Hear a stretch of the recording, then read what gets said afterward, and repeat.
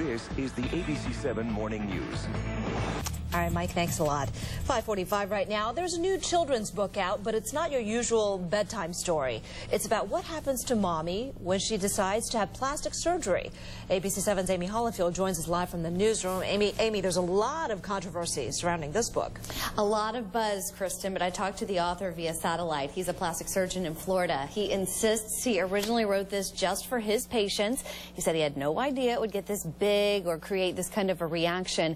He says it's just meant to be cute and fun and helpful. We'll let you decide if you would read this to your child. I love you too. Aw, the stuff that makes up children's books.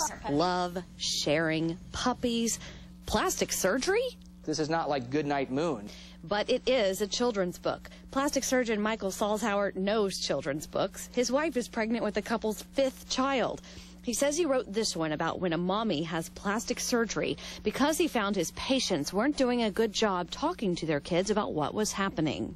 Kids have come into my office and said, you know, is Mommy dying? His story, My Beautiful Mommy, focuses on a mom who is getting a nose job and tummy tuck.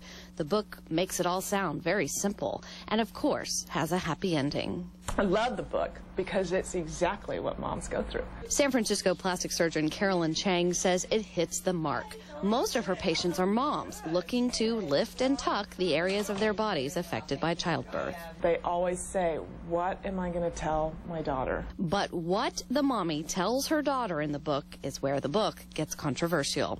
The backlash has been harsh. The girls on The View gave it 2 thumbs down, you know, so I was definitely surprised by the reaction. The internet has lit up with criticism. Crazy, disgusting, pathetic. Even Dr. Chang takes issue with the part where the mommy says her nose will not only be different, but prettier. You know, my 8-year-old would have said, well, why do you need your nose straighter? And then you would have had to answer, well, what I'm really trying to do is make my nose prettier, because that's the truth. My first impression of it was, is this a joke? Tara Uziel will not be reading it to her kids. When she got her mommy makeover, she just kept the explanation very simple. Mommy's getting better. Mommy doesn't feel good. Very vague. And that was fine. But her kids are 3 and 1. Annette Hickson had a lot more explaining to do. Her 7-year-old son wanted to know why Mommy had to stay in bed for a week, couldn't drive, and had to wear an ace bandage around her stomach. But had I known there was a book out there, I would have been really happy about reading it, especially with my older son, Joshua. The book does explain that Mommy will need help lifting heavy things and will need her rest. I think it's perfect. I think it's wonderful, and I think it's very appropriate to have it at the doctor's office right away. But some plastic surgeons, like Dr. Scott Mosser in San Francisco, will not be giving their patients My Beautiful Mommy. In the end, I think that we have a book that is a relatively disturbing portrayal of the concepts of beauty and perfection. With pictures that give the mommy a Barbie doll-type body and the doctor a superhero look, Dr. Mosser just isn't impressed. I could imagine a child taking this book and end up thinking, well, what if I'm not pretty enough?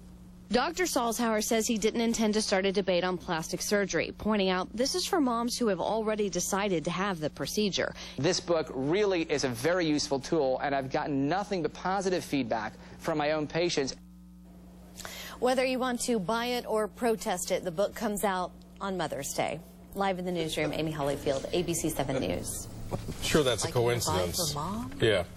It's 5:49 now.